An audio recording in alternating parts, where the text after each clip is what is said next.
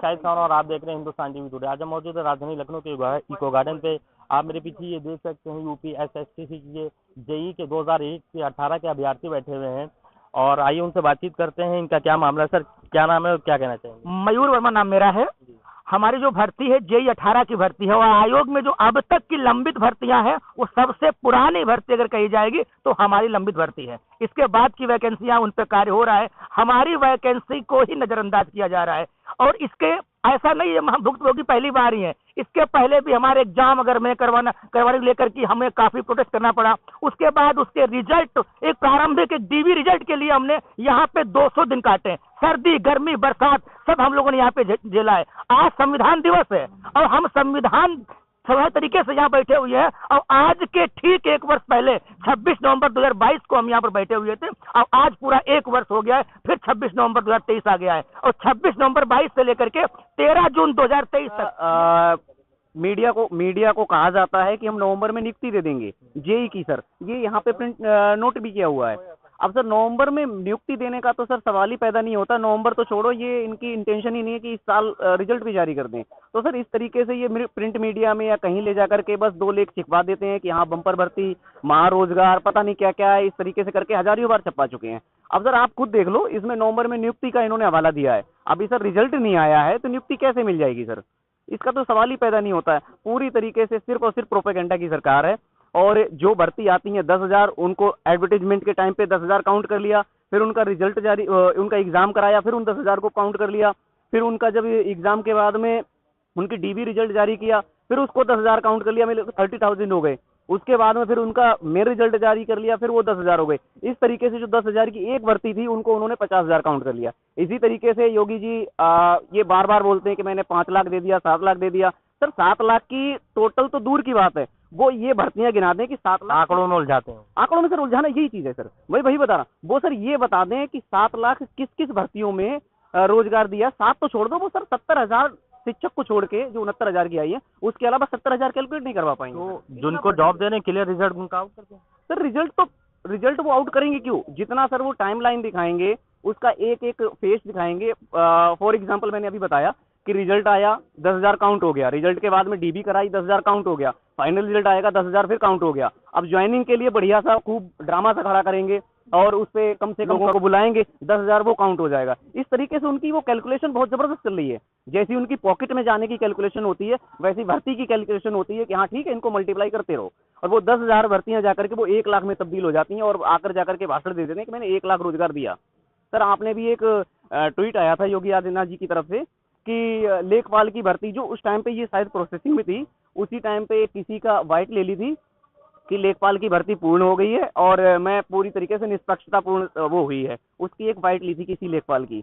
तो सर ये सब ऐसे ही है, किसी को पकड़ करके चेले चपाटी को पकड़ के बाइट ले ली और उसके बाद में वो 70-80 हज़ार पे वैकेंसी को 7-8 लाख बना दिया जाता है। बस यही चल रहा है सर, और हम चूतिया बनने सॉरी हुआ है। जो सरकारों के जो छलावे होते हैं जो आंकड़ों में, जो सरकार आंकड़े में उलझाती है युवाओं को जनता को, उनको ये भले भांति समझते हैं। तो सरकारों को सचेत होना चाहिए कि ये पढ़े लिखे युवा हैं, इनको इस तरह से बेवकूफ़ नहीं करना। सर ये बताइए कि क्या कारण है कि 2018 से आप लोग का ये रिजल्ट रुका हुआ है?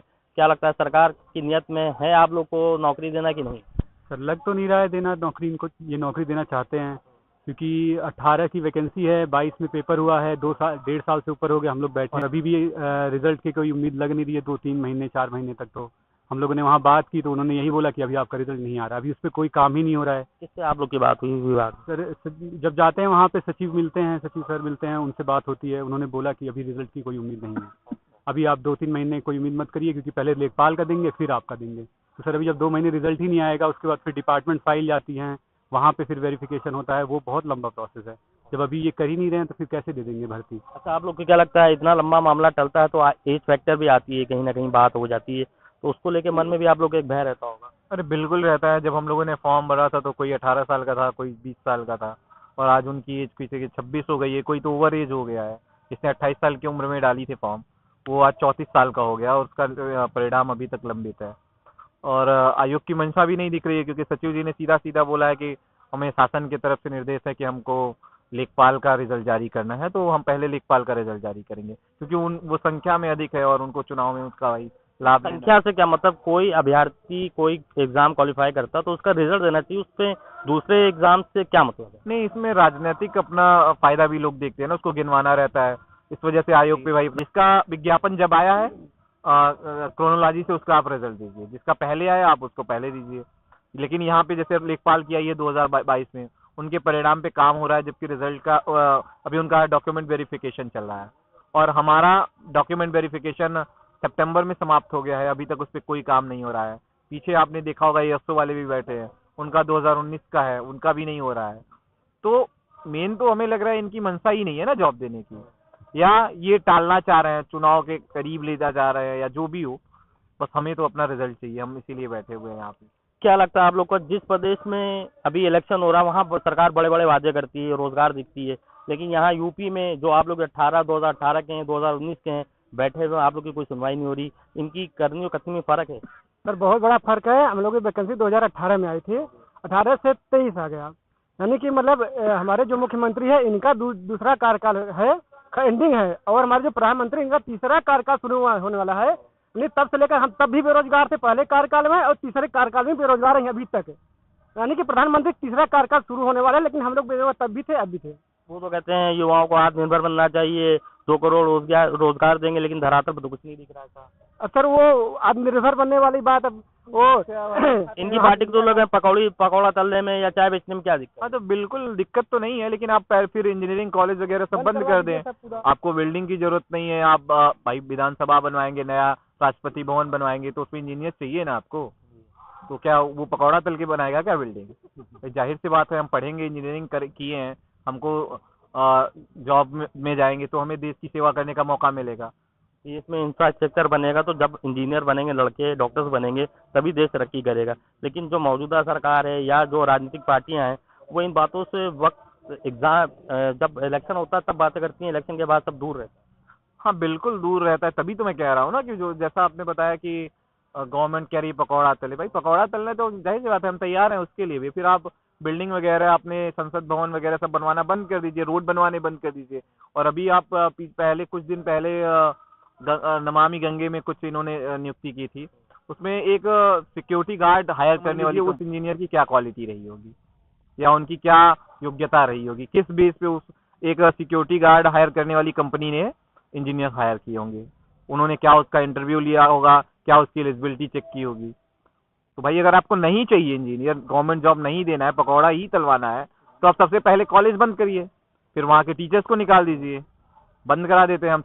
आप देश में डेवलपमेंट की बात कर रहे हैं तो डेवलपमेंट भी बंद कर दिए भाई, बिना इंजीनियर्स के तो डेवलपमेंट पॉसिबल ही नहीं है। आप चाहे मेडिकल के लाइन के हो, चाहे आप सिविल के हों, जब तक जो है युवाओं को बेरोजगार नहीं मिलेगा, और अगर आपको नहीं करना तो फिर ये सब एग्जाम बंद करें। हाँ, फिर एग्जाम बंद करे, आयोग बंद करे, क्यों ही फर्जी ड्रामे चल रहे हैं यार। आप जब भी आपका चुनाव आ जाएगा तो आप खुले मंच पे बोल देंगे कि मैं 1 लाख वैकेंसी करूंगा, 5 लाख वैकेंसी करूंगा। अरे आपके चुनाव का डेट क्लियर है, महीना क्लियर है, रिजल्ट का डेट क्लियर है आपका कि इस दिन आ जाना है, और यहाँ लड़के 6-6 साल 7-7 साल वेट। क्या लगता है आप लोग के मन में क्या चल रहा है? अभी 2024 लोकसभा का इलेक्शन हो रहा है, क्या मुद्दे रहेंगे आप लोग के, और क्या सोच के आप लोग इस बार देश के प्रधानमंत्री को सेलेक्ट करेंगे? सर मेरा नाम अरविंद है, मैं पीलीभीत से आया हूँ सर। ये भर्ती जेई 2018 की है सर ये। तो अभी तक हमारा फाइनल रिजल्ट नहीं आया। इससे पहले बहुत सारी भर्तियां आयोग ने मतलब क्लियर कर दी, लेकिन हमारी भर्ती अभी तक पेंडिंग पड़ी हुई है। सर मैं आयोग से और सचिव साहब से हाथ जोड़ के निवेदन करूंगा सर, हमारी फाइनल रिजल्ट जारी करें। सर कहना तो क्या ही, कुछ बचा ही नहीं हमारे पास कहने को, सिर्फ रोने के सिवा। अब सर 30-32 साल अप्रोक्सीमेटली सबकी एज 30 से अबव हो गई है। जिस उम्र में हमें आत्मनिर्भर होकर के अपने माँ बाप का सहारा बनना चाहिए, उस उम्र में हम माँ बाप के ऊपर सहारा हैं। हम सर आते हैं तो उनसे किराया 200, 500, 1000 रुपए लेकर के मांग करके आते हैं। घर पे सर सबकी, किसी की शादी, किसी का कुछ है, ऐसा कुछ हो भी गई है तो सर उनके बच्चे हैं, वो पैसे मांगेंगे, सर कहाँ से देंगे? हम कहाँ से खुद की पढ़ाई के लिए पैसे निकालें या अपने बच्चों की पढ़ाई के लिए निकालें? इतना बुरा हाल हो गया है सर, 5 साल से लगातार इतना डिमोरलाइज किया गया है कि हम एक भर्ती को लेकर के ये लगा कि शायद ये भर्ती आई है, इसमें हमको अच्छा परफॉर्मेंस करेंगे तो शायद कुछ अच्छा हो जाएगा। एक तो सर हम एग्रीकल्चर से हैं, तो एग्रीकल्चर की 2012 का मैं पास आउट हूँ, अब तक सिर्फ 2 एग्जाम दिए हैं क्योंकि भर्ती नहीं आ रही है। और भर्ती आई भी तो सर अब ये हाल है कि हम उसका 5 साल से वेट कर रहे हैं, और एक भर्ती में मैं अंडर एज था, आने वाली भर्ती में मैं ओवर एज हो जाऊंगा। मेरा मतलब सभी है। और उसके बाद रिजल्ट आने के बाद कुछ और क्राइटेरिया रहेगा, पैमाना रहेगा नौकरी देने के, कि खाली रिजल्ट के बाद आप लोग कुछ? रिजल्ट के बाद में आफ्टर ज्वाइनिंग ही होनी है और कुछ नहीं है। लेकिन सर ये है कि रिजल्ट जारी करें और हम लोगों का जो भी होना है फटाफट जारी करें। सर इतना एक वेटिंग का एक टाइम लाइन होती है, हम तैयारी कर रहे हैं 5 साल 8 साल जो भी तैयारी बच्चा कर रहा है, फिर धीरे धीरे उसके ऊपर प्रेशर बढ़ता ही जाता है और ऐसी तरीके से सर आत्महत्याएं हो रही हैं, क्योंकि सरकार मोटिवेट कर रही है कि आप रोजगार नहीं, आप आत्महत्या करो।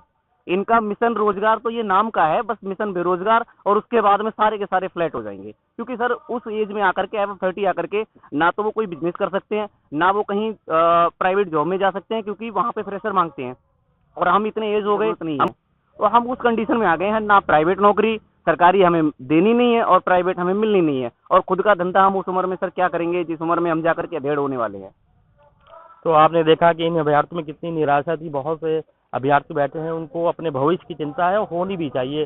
सरकार जिस तरह से लापरवाही कर रही, 2018 बैच के हैं, 2019 बैच के लोग बैठे हैं, इनका भविष्य क्या है, इनका परिवार है, आगे इनकी कैसे जिंदगी चलेगी, सरकारों को सोचना चाहिए। जहाँ इलेक्शन होता है रिजल्ट वहाँ 10 से 15 दिन में आ जाते हैं, और जो बच्चे अभ्यर्थी कंपटीशन बीट करके आते हैं उनके रिजल्ट निकलने में 4-4, 5-5 साल लग जाते हैं।